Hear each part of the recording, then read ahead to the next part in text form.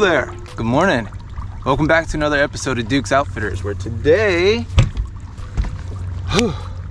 we are out here in Freeport. We're gonna try and catch some redfish, speckled trout, or flounder. I'm gonna try and catch one on the fly rod. I'm gonna start off with my new spinning reel just because I just got it and I wanna get a couple fish in the boat, at least something to eat before I start messing with the fly rod. But I guess other than that, I'm gonna go ahead and hop onto it.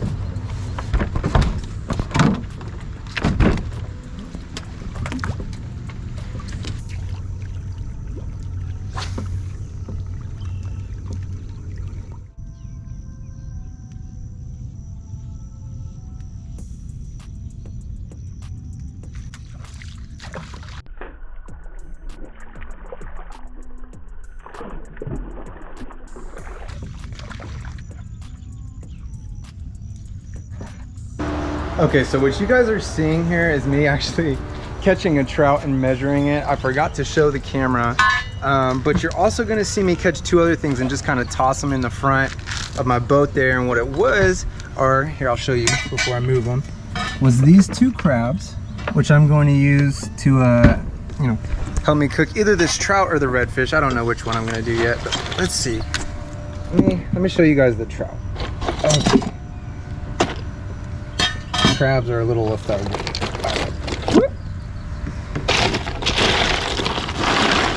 Okay, this is the fish that I was catching here. Like I said, I forgot to show you guys a picture of it, so it's dinner tonight. So these crabs are the other things that I was pulling out and putting in the front. They bite onto your baits and they just hold on for dear life. You can catch these crabs with a piece of chicken tied to a piece of string, or piece of string with a piece of chicken tied to it. Either way, you tie a piece of chicken to a string, throw it out, the crabs grab it, pull on it, and you just pull them in, and then say this was a net, you just like scoop them up. But the other thing, and this actually took me a while to figure out, was if you line your cooler with a little bit of ice and then put rags over the top of it like this, it keeps the crabs from getting too cold, but also keeps them healthy and alive. These crabs are kind of lethargic. They sat in my boat for a while. I wasn't really planning on catching crabs today. So, you know, they're not dead, but they're not kicking it either. But I mean, that's just kind of a tip for crabbing. I picked this ice up on my way home. So, all right, well, I'm gonna let you guys get back to it.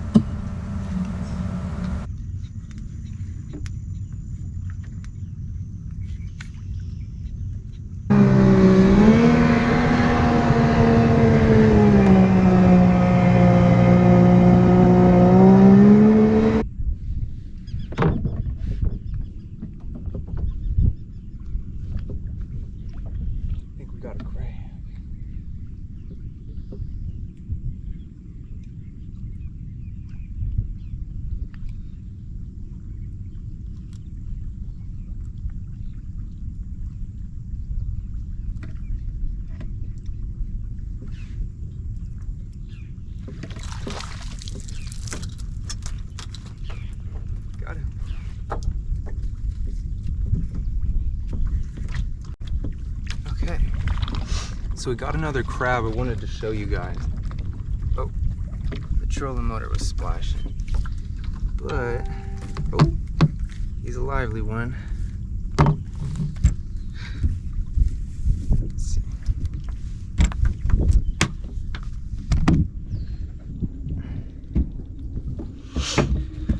Okay, so here we go. We caught a crab. This is called a blue crab. They have to be 5 inches from this point here to this point here to keep. He's right there around that size. And typically we take these home and we boil them in a big boiler and then stuff them full of garlic and throw them on the grill. But I don't know. If we catch a flounder today, I'd like to take them home and stuff them with the crab meat. So I think we're gonna go ahead and keep him, throw him in the hatch, and hopefully he survives till we make it home. So I'm gonna get him measured and then put him away and hopefully catch another fish. There's a handful of good reds up in that bigger pond right there, if you can get them to eat something. And there's a couple good flounder right where that channel breaks and go into that pond. I quit screwing with them, but one of them probably at least 3 or 4 pounds. Well, I caught a sailcat. Literally, the camera died, and like a minute later, I caught a sailcat. I was putting my stuff down so I could go change the battery on the camera, and I got a bite.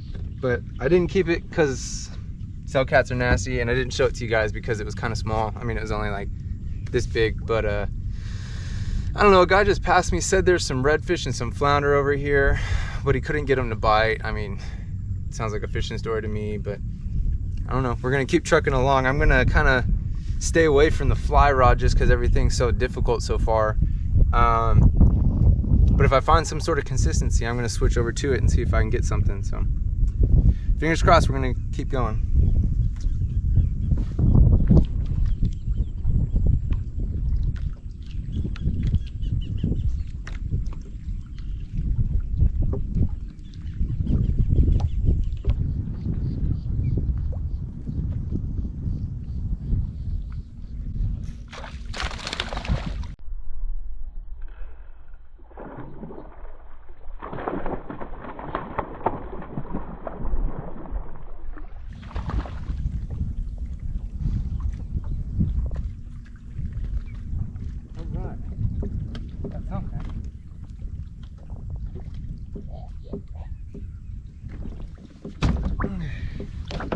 So this is a drum. Ooh. Let's swing you guys around here. Listen to that noise they make.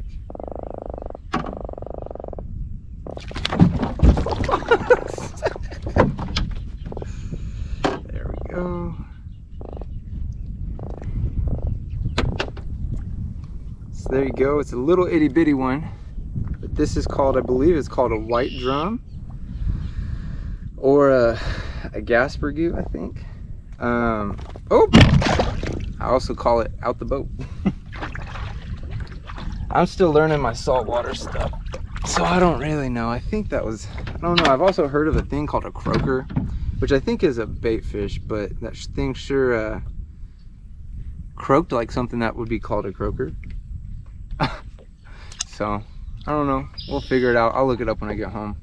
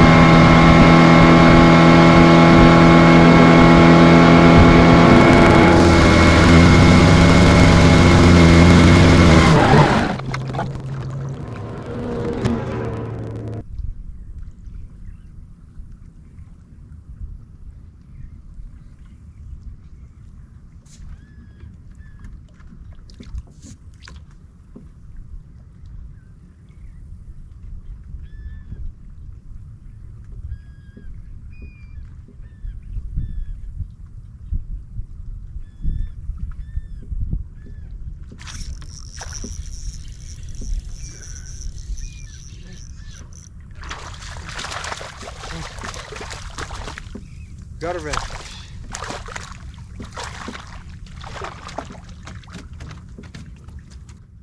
Okay.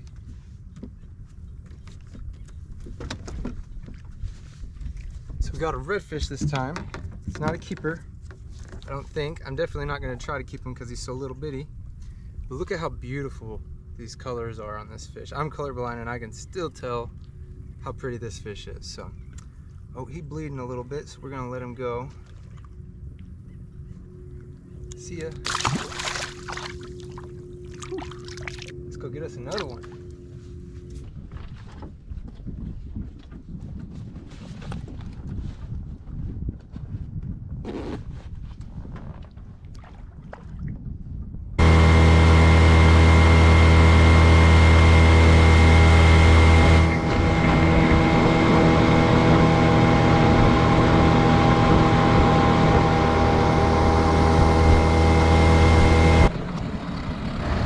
Well, thank you so much for watching, guys. Please make sure to go and hit the subscribe button and the like button for this video. That way you can see more of my videos in the future.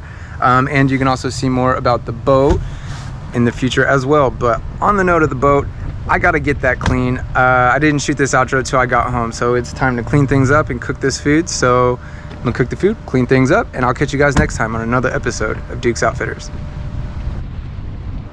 Check to make sure the water is boiling. Ooh, it is. Let's go get the crab. I think he's lethargic because he's cold. Okay, yeah. I got him too cold with the ice, guys. You saw how they were down there in the water.